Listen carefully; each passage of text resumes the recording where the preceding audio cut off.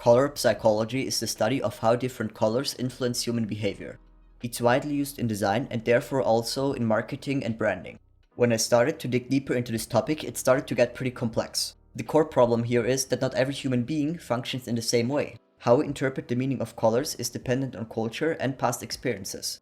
Just as an example, yellow is mostly perceived as a happy color. It's associated with light and the sun. But for a mother whose child got hit by a yellow car, she will then associate the color yellow with negative feelings. Now, of course, this was a very brutal example, but you get the point that I'm trying to make. But still, every color has some general characteristics. So let's start with red. Red has many different meanings, and it's always connected to extreme emotions. Studies found out that red increases our blood pressure and influences our breathing. Here are a few things that are commonly associated with red: danger, anger, passion, excitement, vengeance, and even war. Red is a very attention-grabbing color. That's why it's often used in films and advertisements to draw the viewer's eye to a specific point. That's called adding graphic weight. Now let's go on to orange. It can stand for detention, warmth, warning, protection, growth, and even life and death. Orange is a color with many dualities. It could stand for the calming sunset, but also for the blast of a nuclear bomb. Yellow is the color that is most visible to humans. That's also why most road signs are yellow. Yellow can stand for aging, value, warning, power, enlightenment, and success. And also, if you surround babies with many yellow objects, they tend to cry, which in my opinion is quite strange. Green is a very calming color, and it primarily stands for nature. But it also stands for growth, awakening, sickness, decay, good luck, and even jealousy. Blue has very similar qualities to green, but it also stands for spirituality, fulfillment, stability, and technology. Purple is a very special color, because it almost never appears in nature. That's why it was associated with the rich for a very long time. And today it still stands for wealth, royalty, power, wisdom, but also arrogance. Let's now get to brown. Brown primarily stands for dirtiness, but if you use it in the right context, it can also stand for simplicity. Some people argue that black isn't even a color because it's the absence of all colors. But we can still see it, so let's talk about it.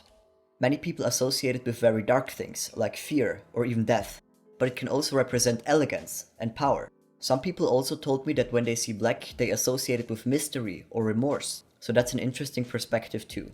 At the end, let's now put all colors together and talk about white. White primarily stands for purity, innocence, winter, birth, and sterility. Alright, now you know what the most often used colors in design stand for. But what can you now do with that information?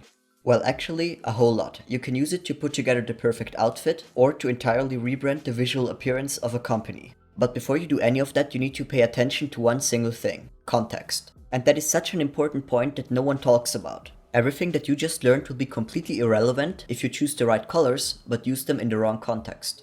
Here's what I mean. As I told you before, red is a very attention-grabbing color, and it stands for multiple things. On the positive side, it stands for love and excitement, and on the negative side, it stands for danger, war, and so on. So naturally, the question comes up, why is Coca-Cola's or any other company's brand image red if the color can be interpreted in multiple ways? Well, because you can eliminate the negative associations by just adding more positive elements. So it always comes down to the whole environment you put the color in. Coca-Cola perfectly solved that problem in their logo by choosing a fresh, speedy-looking font. And in addition to that, they often put happy people and playful artwork on their packaging. In that way, they manage it to only highlight the good sides of the color red. Many other companies do the same thing. I just recently found another prime example for this: Oral-B, because they just used the two perfect colors to represent their brand in combination: blue and white. Blue has calming qualities but also stands for technology, and white stands for purity. Since Oral-B is an oral hygiene company, the characteristics of these two colors work perfectly for them. Alright guys, I really hope that this lecture helped you to understand how powerful colors actually are. They influence our emotions and our perception. And now you're one of the few lucky people who actually know how color psychology works and how to correctly use it.